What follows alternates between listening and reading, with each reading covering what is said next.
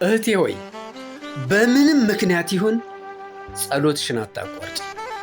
ጸሎት ማለት እግዚአብሔርን እንድታናግር የተሰጠሽ ዕድል ሳይሆን እርሱ አንቺን እንዲያናግርሽ የምትሰጪው ፍቃድ ነው። ጸሎት ጩኸት ነውና መልስ አለው። ጸሎት ንግግር ነውና ማስተዋል አለው። ጸሎት እስትንፋስ ነውና ሕይወት አለው። ጸሎትሽን ካቆምሽ በኋላ እንደገና ለመጸለይ ስትነሺ ለምን ይመስልሻል የጸሎት አቅም እያሳጣሽ የምትፈተኘው?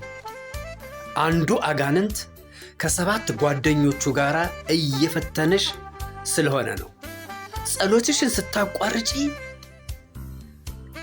ሰይጣን እየበረታ ይፈትንሻል።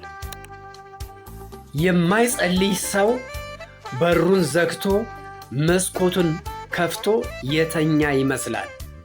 ስለዚህ እንደፈለገ እየገባና እየወጣ መመላለሻ ያደርግሻል። የሰይጣን ትልቁ ደስታው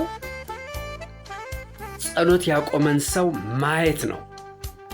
ሰይጣን ከቶ የሚወደው ነገር ጸሎትን ማስተጓጎል ነው። ለምን ይመስልሻል?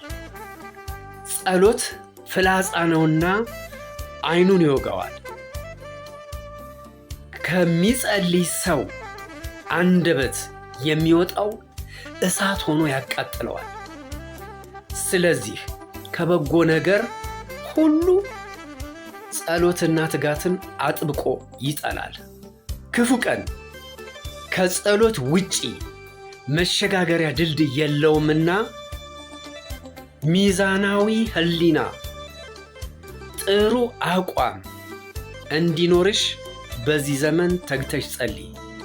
ቀሪ ዘመንሽን በጸሎት ትታነጭ ዘንድ እሱ በቸርነቱ ይርዳሽ። አመሰግናለሁ።